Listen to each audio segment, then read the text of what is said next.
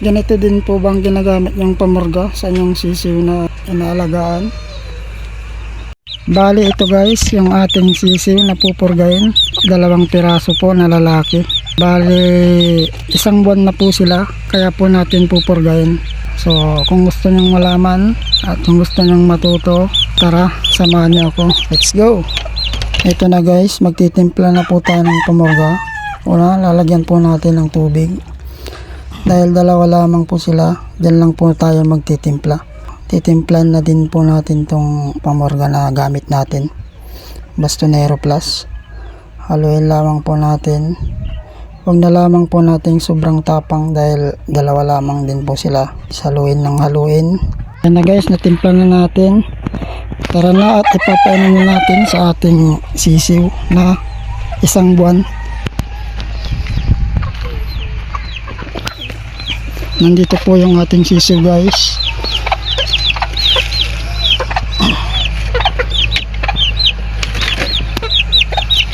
Bago niya po ito ibigay guys, siguraduhin niyo po na pinauhaw niyo na po yung mga sisiw para pagbigay niyo, iinom sila agad.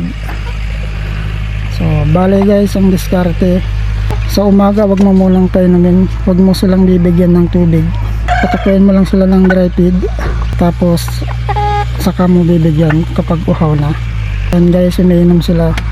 Pagkatapos nilang uminom dyan guys, papalitan po natin ng Vitamin Pro. Ganyan po guys ang ating technique sa pagpurga. Bali 1 buwan. Ayun na nga guys, bali tapos na po silang uminom ng pamorga. So ito naman ngayon ang ating ipapalit para po maalis po yung pait sa kanilang dila at saka iwas stress na din po. Ayan po, titimplan na po natin ng Vitamin Pro. So bali ito guys, ibibigay po natin to ng 3 araw. Pagka naubos po nila to, papalitan po natin. Hanggang 3 araw po natin tong gagawin guys para magbalik po yung sigla nila. Dahil ang Vitamin Pro guys, mayroon po itong probiotics.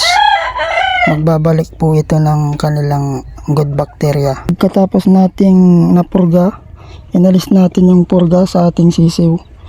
Papalitan naman natin agad ng Vitamin Pro. Tara, let's go. Bigay natin, nandito sila.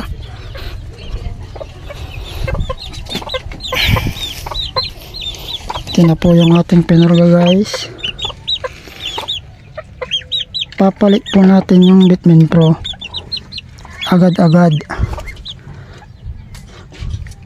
para po mahugasan yung pait sa kanilang dila, saka maibalik po yung lakas nila dahil mayroong vitamins po yan para mawala po yung stress nila, at may probiotics na din po yan na siyang magbabalik ng good bacteria. So, ayun lamang guys ang aking tips na maibabahagi dito ngayon. Maraming salamat.